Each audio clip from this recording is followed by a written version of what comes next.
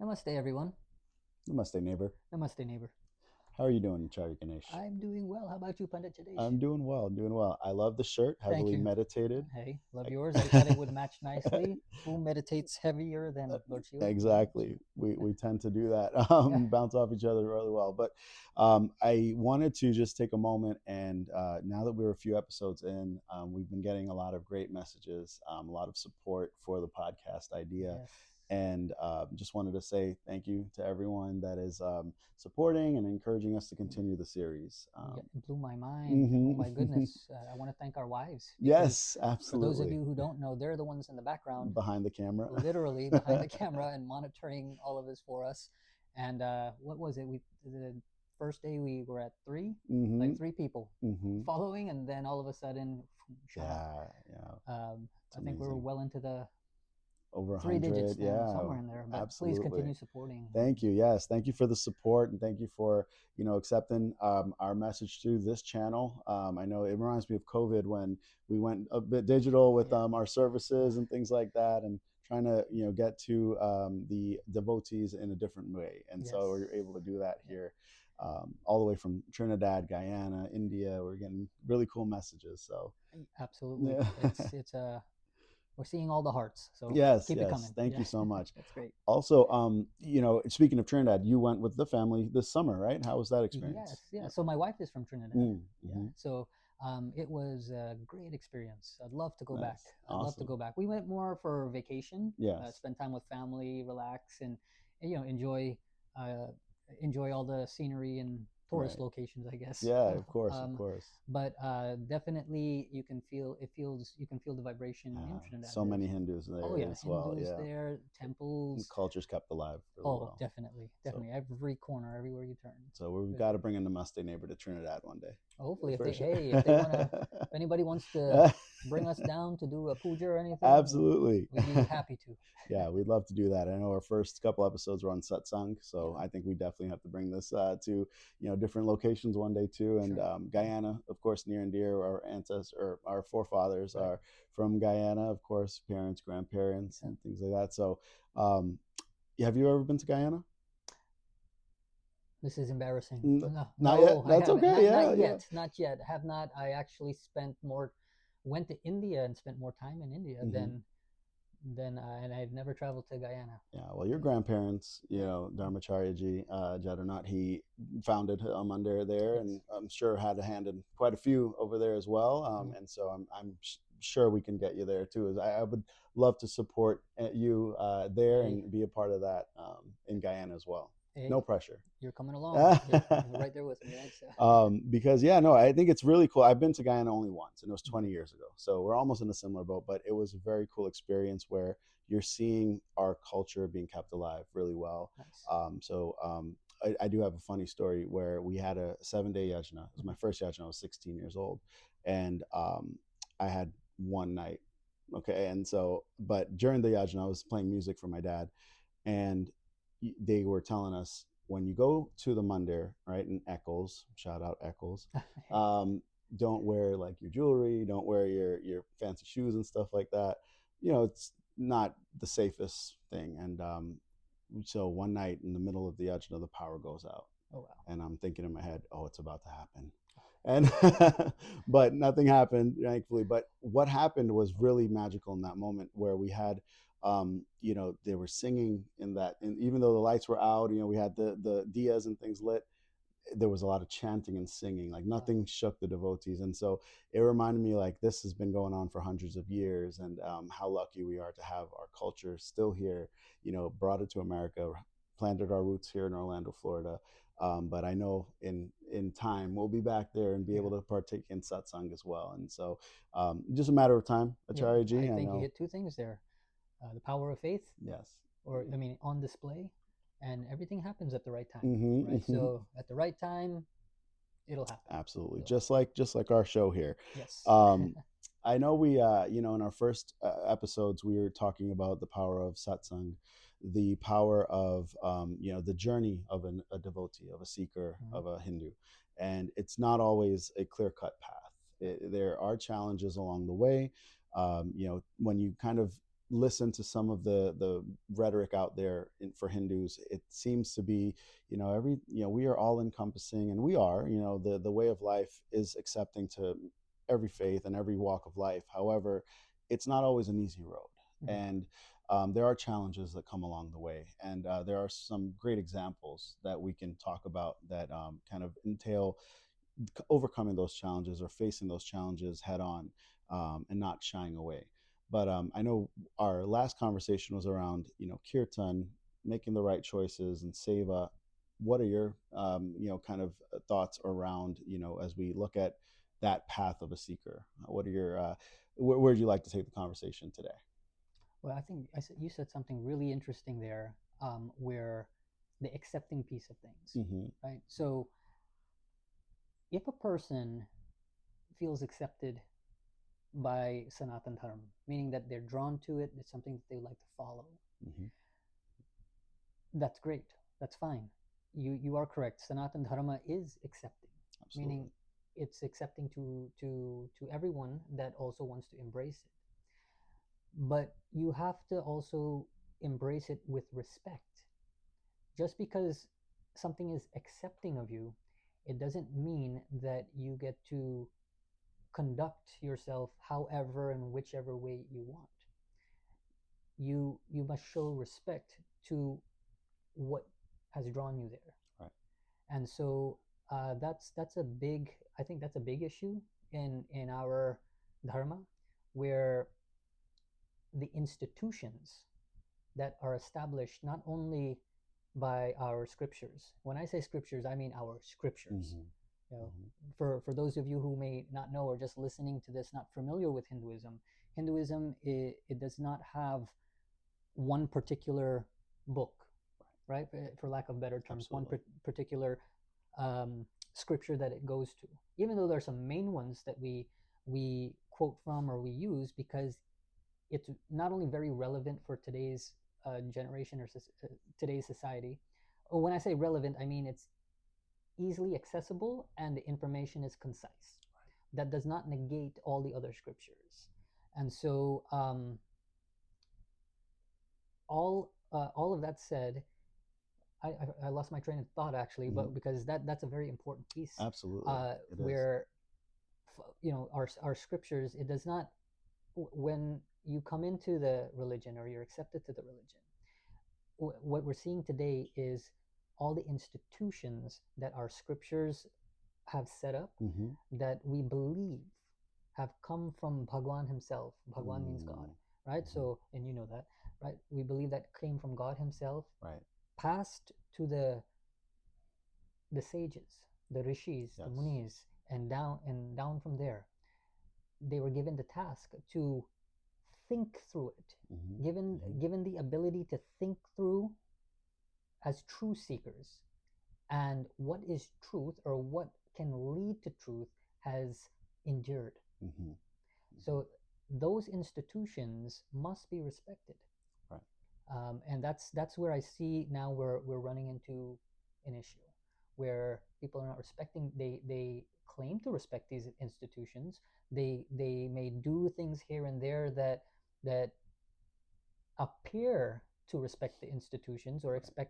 respect the pillars in which hold up Sanatan Dharma, but really they don't realize. They may realize or may not realize that certain conduct and certain way of um, perspective that they may have is actually making is a cancer to those institutions. Mm. It's Hmm. crumbling it. And this is where we have to be very careful, because our scriptures themselves talk about this, It does. where Yes. Yeah. uh, Well said. not what is not right Yeah. will will appear to be right. Right. Right. Right. Absolutely. I know you know about that. So Yeah, no, you're absolutely right. I mean, everything that we're able to uphold is divinely inspired, yeah. right? And we are blessed to have that. It's a burden. We wear the Right. puggery. And when you Yeah. read Yajnas, Yes. you're wearing the burden of carrying that knowledge, carrying that responsibility, Right. right? I know we've talked about that many times, and so we feel that. I Mhm. think very personally as pundits, and young fathers and husbands and things like that. So It's important to understand the perspective. I think like what we talked about as well, where it's perspective on when we see something happening, we want to be able to give the entire truth or sources around that. And so, like you said, our books, the Ramcharitmanas, the Bhagavatam, they specifically talk about this age, which is Yes. Kali Yuga. Mm-hmm. Specifically talks about what's happening, and with a very, very accurate description. And Yep. to some of the points when I've sat with you personally, and I'm like, I can't believe that. I can, but it's very interesting that hundreds and thousands of years ago, you have these predictions, or you have these statements that this is going to happen, and Mm-hmm. it's come true. Right. Where this is the age of delusion, right? Yes. Kali Yuga is the age of delusion, and in the Bhagavatam famously says that Kali Yuga resides in certain places, right? Mm-hmm. Certain places, certain areas. I'll give an example of gold, right? Where I think we're sharing the statistic privately that Indian women, Indian wives, hold over 10 or 12% of the world's gold, right? And so, Hey, good for them. isn't that Yeah. interesting? And All so, right, guys, you know what kind of wife to get, right? and so it's so interesting that's the case, right? Because in our text it also says that Kali Yuga resides in gold. Mm-hmm. And so I'd love to hear kind of your thoughts on that. Now, from what I understand is that, and you can feel free to kind of go more into depth, but it's not necessarily all gold. It's mainly gold acquired by illicit means, like gold that was wrongly acquired. And so Mm-hmm. that, from my understanding, it's kind of that. But what are your thoughts on that? I'd love to hear what Cause again, it's all perspective, right? And Right, so, sure. I'd love to hear your thoughts. So you, and you're absolutely correct, right? So if you look at the other places Kali Yuga were given, Mm-hmm. right? Gold seems like to be the Yes, outlier, yes, right? absolutely, Um, absolutely. some of the other places we can say are Madhujala, right? Mm-hmm. That's the bars and Mm-hmm. alcohol and drinking and so on. We don't. That is something that diminishes your Mm-hmm. spirituality. So Kali Yuga Right. was given there, right? We have the prostitution hall, Mm-hmm. right? So that area Kali Yuga was given. Um, the slaughterhouse, right? So butchering Yeah. animals and killing and murdering and things like that. So Kali Yuga was given there, Yes. and then there's a fourth. Do you remember the fourth one? I don't Oh no, actually. I got to go back to the verse, right? So Yeah. we don't have notes in front of Yeah, us, yeah, but definitely the fifth one. Kali Yuga spoke yeah. to King Parikshit, and he asked for a fifth place, and King Mm-hmm. Parikshit said gold. Mm-hmm. So I mean that's a great question. Where does this mean gold is now evil because Kali Yuga resides in gold? Right. So you have to look at this in a couple ways, right? Number one, first of all, let's look at it from its representative sense, because all of these things that Kali Yuga were given, uh, not only from a representative sense, but also from the action itself, they go together, Yes. right? Right. Gold, though, it takes on a different ability, Mm. where from a representative sense, it creates illusion. It represents Maya. It Right. Right. represents Right. delusion. It Yes. represents that the goals or things that people run after that are temporary. So Mm. gold Hmm. here, in a representative sense, represents temporary happiness, Right. that which will Right. bring you temporary happiness, but then misery in the end. True. So True. Kali Yuga was given that, Right. Right. right? He was Wow. given that. So those who are running after this material world, they lose the sense of Mm-hmm. Bhagwan, they lose the sense of spirituality, and they get temporary happiness. That's so So profound. gold here is the temporary nature of what most people experience in happiness. Right. But also you can look at it from the practical sense, from the physical sense, where just because you reside somewhere does not make you the owner, Mm. right? Mm. So if you are living, for example, in an apartment building, you reside in the apartment, but you don't own that apartment. You're Right. just a resident there. Right. So gold is, in this case, if you look at the context of the entire verses, gold, he resides there. He does not own it. Mm-hmm. Remember, gold is representing Mother Lakshmi. right? So Mm-hmm. it is the divine Devi, her energy, right? That's her metal. She blesses those with wealth and happiness. Gold also represents that. So how can we call gold itself the evil? So gold itself is not the evil. Right. Kali Yuga is a renter of it, Right. because this is the age we're in. He has to be somewhere. So he is renting that institution, if you want to put it that way. But what is he doing as he's renting it? He is conducting himself in the sense of that temporary happiness that I just talked Right. about. Right. So the gold itself is not evil. Possessing the gold is not evil. But understanding that if you are taking the gold as the Lakshmi, Mm. that energy, and realize in not making it the happiness, but making it the blessing, then that's not Kali Yuga. Wow. Mm. that's Yeah. that's so powerful. So Lakshmi Ma is gold, it's gold personified, right? But and Kali Yuga is a renter. So Mhm. don't let the renter overtake the home, right? The home, Yeah, which the is renter Lakshmi. is not the owner. Yes, yes, yes. So if you have the gold, let go by the terms of the owner, not the Yes. renter. That makes sense. So Absolutely. Wow. mhm. Very profound. And then it kind of reminds you of, like, the things we're always chasing, like you said, materially. You can never have enough, and so maybe that also plays into it, where you have a little bit and you want more, Right, and absolutely. it could become your detriment, right? Hmm. To continue to chase after something you can't get enough of. And Hmm. so um, it's beautifully said. Perspective, Hmm. right? It's all perspective. And in the beginning of our show, in the first few episodes, we talked about um, perspective around your challenges that you face when Hmm. you're seeking, when you're a Hindu, and you're trying to follow the path of Dharma. You hear the very hip bhajans now with the beats and things, Yeah, and you don't know exactly if you're doing the right thing listening to that, or maybe channeling that into something else. So perspective plays into a lot as a Hindu as well, right, being yeah. the observer, Hmm. and not getting too caught up into the delusion that is here today. Right. And that goes for anything, right? Hmm. It's and if we came across in the first couple episodes that we're against all of Yeah. these things, that's not it. But I think you hit the word, the perspective, and be careful of the delusion Hmm. that anything can create. Even ritual, the Right. rituals that we do, they can you if not done properly or done with right intentions, Hmm. they can very much be a delusion for people, Mm. because they have false hope, false expectation, and things like that. Right. um, where they feel that the material work that was done is what will get them the result. Mm. The Hmm. material work is only means. Right. Right. That's it. It does not dictate the result. Hmm.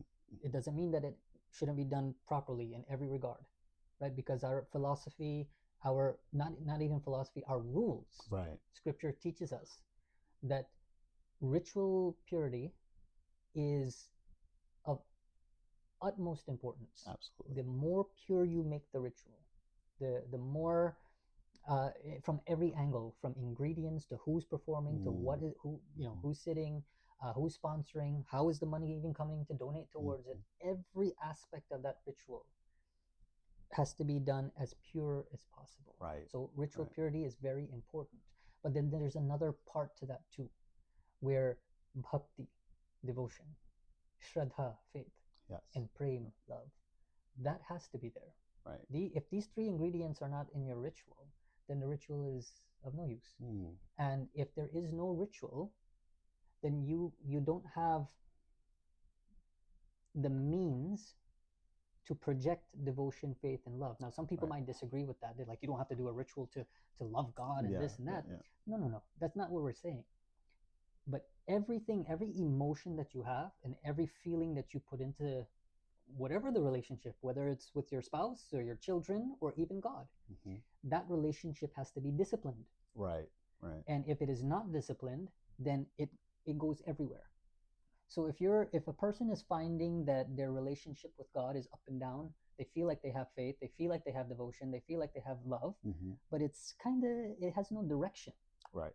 Ritual gives the direction. Gotcha. It gives you the discipline for those things to have the most effect. Right. Absolutely. So for those that say I'm religious, but I'm not necessarily spiritual, or I'm spiritual but I'm not necessarily Mhm. religious, I guess it's safe to say you should be religiously spiritual. So you should Okay, that's a good way to let's put put it. it on a T-shirt. I Clip it. No, TM. yeah, Okay, okay. right. But religiously spiritual, meaning that in all aspects, you're incorporating the ritual into your day to day living, right? Absolutely, And absolutely. you're, I mean, I'm a bit more harsh when it comes to this particular issue about the sure. whole I'm religious, not spiritual, or Hmm. spiritual, not religious. Right. Those people, and I hope nobody takes offense to this, but even our scriptures, call people like that, and maybe not those direct Hmm. words, but wise fools, Hmm. Hmm. right? Right. Right. They are only pursuing to their convenience, Right. Right. right? Exactly. Spirituality, you cannot pursue to convenience. Hmm. Hmm. And religious uh, practices do not succumb to your convenience. Exactly. Exactly. They're the way they are because there's a reason. And spirituality, you cannot grow your spiritual self off of your convenience. Right. That's not how it works. Right. It just Exactly. simply, that's just not how it works. Yes. So if you don't understand the bridge between ritual or religious and spirituality, then I encourage you, keep listening to this podcast, all right? Absolutely. And we will help you Absolutely. bridge that gap. Yeah, Yeah. and then I love how you incorporate that into the yoga, the meditation, the Yes. pranayam. When we sit for puja that you have every so often, we are actually doing those practices along with the ritual, and you kind of feel the connection, you feel the vibration. Similarly with the kirtan and the music that we're doing, that we learned, and our children are learning as well. You're kind of incorporating it all together, and it becomes just your way of life. And that's where Sanatana Dharma is the way of life. It's not necessarily compartmentalizing it for Sunday service or Right. your yearly puja. You're trying to bring it into your daily life, and it's not always going to be a piece of cake. It's not always going to be No. an easy walk, right? There's going to be challenges, but there's perspective. And we were talking before the episode, the life of Shri Krishna. So Yes. just want to um, say Hare Krishna to my mother-in-law and your Hey, Hare Krishna. and Yeah. all the devotees out there that have that connection to Sri Krishna, Yes. because there's a very interesting perspective, right? His life, and bring us back to the perspective, and how we're viewing, the a Hindu's life, right? A Hindu's path. Sri Krishna didn't have an easy life when you kind of look at it through human eyes. Right. Right. He was born, immediately got taken away from his parents, right, and sent to another family, cow herding village, right, and then um, as he was a baby, demons were coming to try to take his life, right, and his evil uncle was bringing these demons, sending these demons to take his life or destroy the village and hurt him. Right. Yeah. He was able to overcome it, right? But then you look at his relationship with Radha, right? Radha, they were separated as well, right? And he went on. Became this consultant, if you will, or guide in a war, and life was filled with war, with despair almost, and even at the end of his life being taken by a hunter, right? And so you're looking at that, and you're looking at this avatar of God, or the divine personification of Bhagwan himself, but you're looking at this human life that is fairly difficult. It's not necessarily an easy path, like we've been talking about. But what remains consistent through that? I'd love to hear what your thoughts are. How did he look at everything throughout his difficult journey, if you will? What was his personality like? It's a great question. And we can, this is a topic, something we can talk about all day, Oh yeah, right? for All sure. day. But two things come to mind. It's, well, number one, you said something very important in the beginning, from our human lens, from our Mm-hmm. human perspective. Mm-hmm. So it is, everything seems so chaotic. But from from Lord Krishna's end, was it really chaotic? Mm-hmm. Because all of this is by divine design, and That's he is right. the embodiment of all divinity. It was designed this way by him. Mm-hmm. So to him, it wasn't chaotic. It was following the plan. Yeah. It was doing Right. what had to be done in order to get to where he had to get, Right. and do the things that he had to do. So what we perceive as chaotic we tend to go away with that conclusion as this is how it was for him, Right. without bringing back that perspective that, wait a minute, this is done by design. He designed this. He wanted it this way for us to learn from.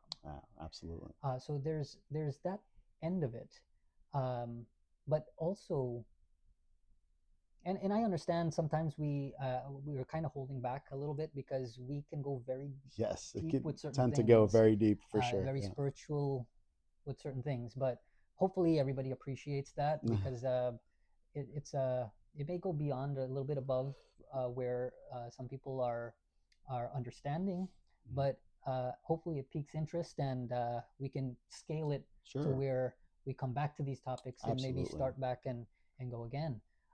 But what a lot of people may not link together is the human experience is a characteristic of the divine. You say the divine is going through all of these human conditions, right? And we tend to separate the two, but that's not the painting. That's if you think of divinity as a painting, the human experience is a color of that painting. Wow. Right? And so Lord Krishna experiencing all of these things, that is part of the divinity.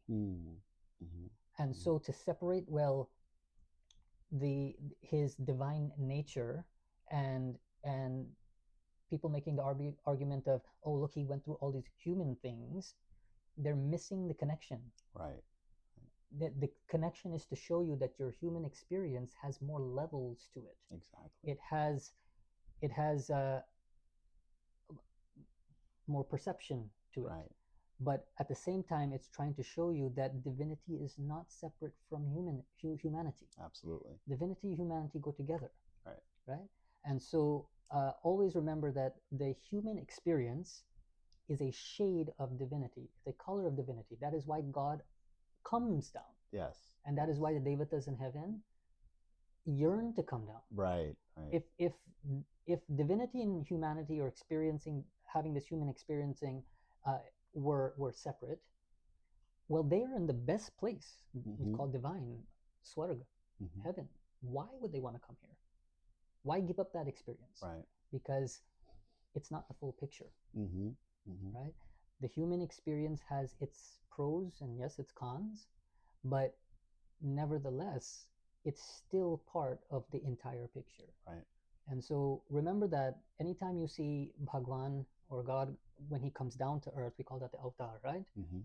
We say that God takes avatar. Avatar means he descends, right, for our udhar, right? For our upliftment. And so anytime we see God going through what we term as a human experience, right, and doubt comes in the mind of some. Well, why is he crying? Why is this happening? How did a hunter kill Lord Krishna? Or whatever the case may be. Right. These types of thinking come. They don't realize, they don't have that connection between that experience is divinity. Right. That's beautiful. Right.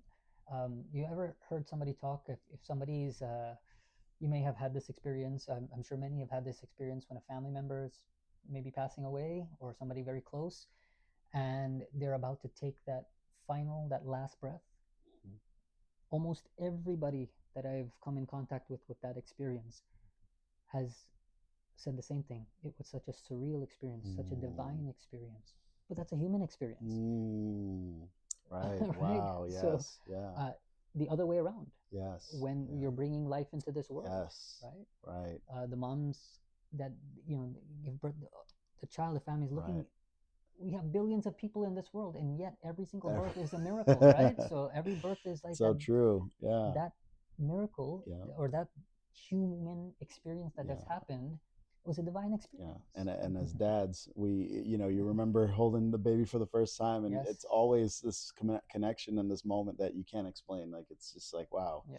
I'm going to lay my life down for you. Like, this absolutely. Is like, it kicks in, and you're absolutely right. That's so well said. It's a spiritual experience. And so to that point, when I was talking about the human pieces that we're seeing when we're looking at Shri Krishna's life, he never really separated from his parents, right? Because he was always connected. He never separated from Radhama because he's always connected, right? And we have a beautiful picture of them there.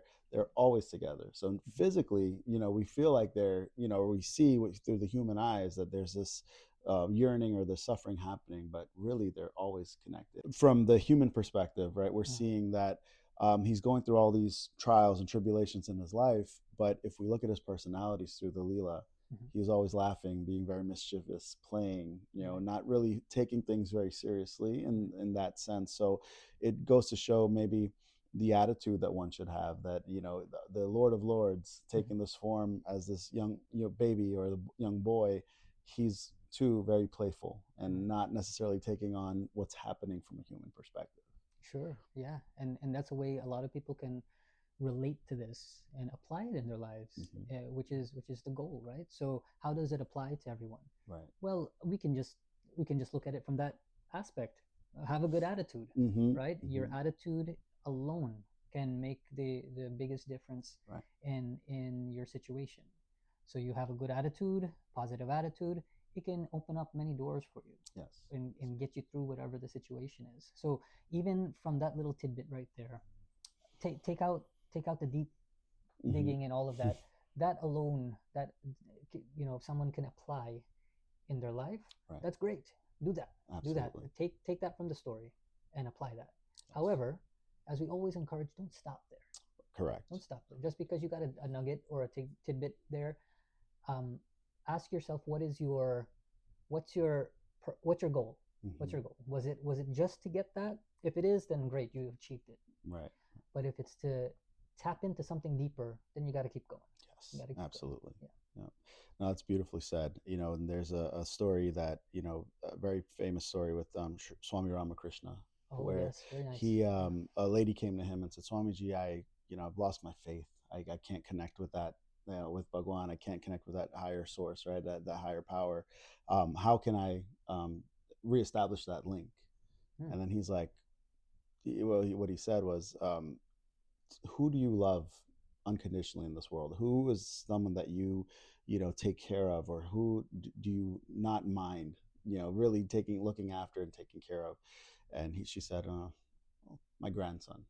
And so he was like, okay, look at your grandson like he's like baby Krishna, and kind of reestablish that link there. And so from that day, she started doing that. And so, like you said, this is a path to strengthening that connection, but it doesn't end there. Right. It's perspective and kind of seeing Bhagwan, or seeing the way forward through anything that happens, challenges, the good things, of life that life brings. And so it's really important. That just brings to light that the path is there. The paths are there. Right. Whatever you want to say. I mean, our scriptures say many rivers, one ocean, right? But let's use the term paths. The paths are there. How you choose to move along that path is up to you. So the path, yes, it's going to be difficult depending on where you are in that transformation. Right. So as you're going on, or you're moving on to the next mile marker, or whatever wherever you want, whatever you want to call it. Of course. But however you're gauging yourself as you're moving along the spiritual path, or again, whatever you want to call that path, but whatever's leading you to God. The path has always been there. The paths have always been there. But your thinking, your way of moving along that path, that's what's going to determine the comfort level on the path. Right.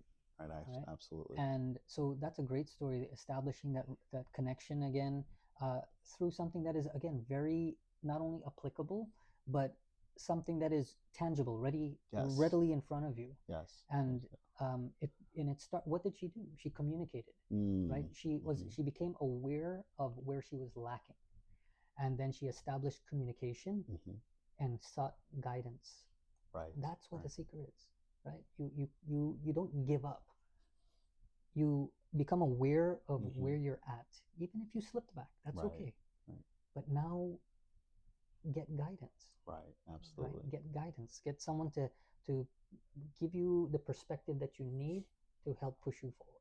Correct. Yeah, I love that. And on the path, like you said, if you're not moving and there's not wins and losses, maybe challenges here and there, then you're just staying in one place and Mm-hmm. letting, the comforts of life, take care of you, and you're not necessarily, moving forward or moving upwards spiritually. And that could be an issue, right? That could be, you could just let it pass and everything, live your life, but you can also try to move forward and learn and grow spiritually, and Yeah. that's going to come with its own set of successes, of course. Mm-hmm. Absolutely, that's the goal, but it's also going to come with some things that you have to work through.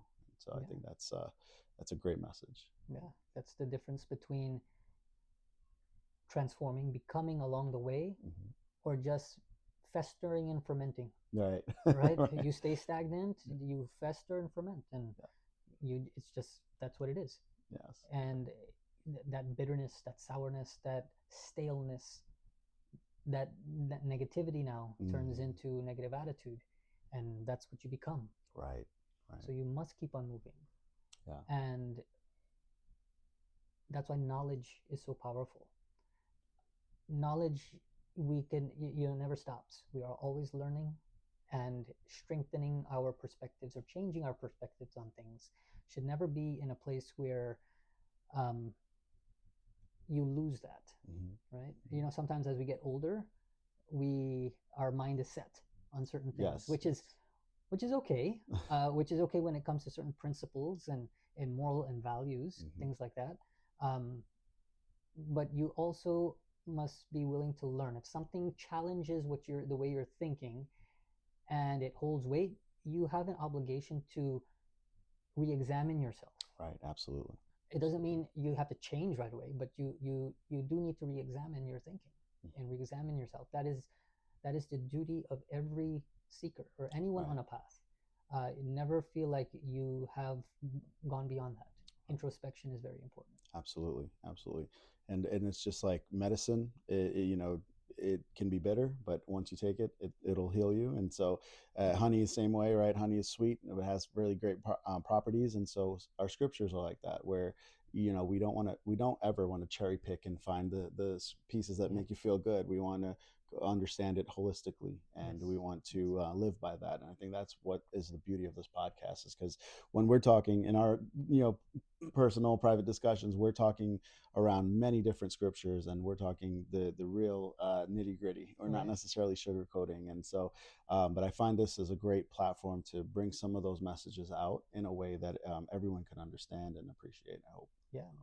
It's this particular conversation. Remind the audience, we just talk. Yes. We just Yes. start talking, and this is where it goes. Um, but we can hone it in Mm-hmm. in terms of some of the there's some issues out there, right? Yes. I mean, everybody can go on to the social media and so on. There's certain questions that people legitimately Oh yeah. have. They just want to know, and that's great. That's Right. that's that's the key. And then there's certain things that are being questioned to make it seem irrelevant, to make certain things in especially our scriptures Yes. seem very irrelevant, where they're the staples and the pillars that hold up everything that we Absolutely. have. So we can look at some of those I issues, would love to. and I would love to dive into those, Mm-hmm. because you, we do have personalities out there that uh, yeah, speak very well. Speak very well, and things sound so great, Mm-hmm. so great. It just sounds nice, but is it? Yes. Right. Right? Is it? Is the question. Yeah. And like you said, in the very beginning, with the gold, Mm-hmm. All that glitters. is not gold, right? So all that glitters is very good. Right. That's where the delusion comes Right. Exactly. in, Exactly. and sometimes seeing the truth, it can be a bit bitter. Yes. And Absolutely. so we want to make sure everyone is aware of that, Right. and sees it. And obviously you make your own conclusion and go from there, but don't say that you don't have the various perspectives. Absolutely, absolutely. It's important to kind of remember that there's sources to everything we're saying. Yeah, We definitely. are notorious for providing our sources and Yeah. showing exactly why we have the conviction that we do and why we live this path. And I'm so glad to walk this path alongside you, and Oh yeah, and absolutely. supporting everything you're doing. If you guys Thank you. you know, and from the audience perspective, have any questions that you know these episodes are drumming up, or anything that's on your mind, we'd love to invite you to ask those questions, so we can, you know, bring the evidence, bringing the spiritual guidance from Acharya Ji as well, and try to answer your questions as best as we can. Absolutely, that'd be a great guide in terms of what people are interested in Right. terms of, or confused on. Mm-hmm. We can probably shed some light on it, Absolutely. at least from our perspective. Yes. And Yes. can take it from there. Of course. Yeah. Of course.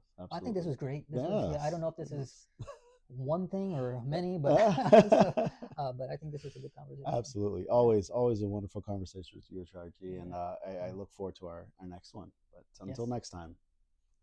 Namaste. Namaste. Namaste.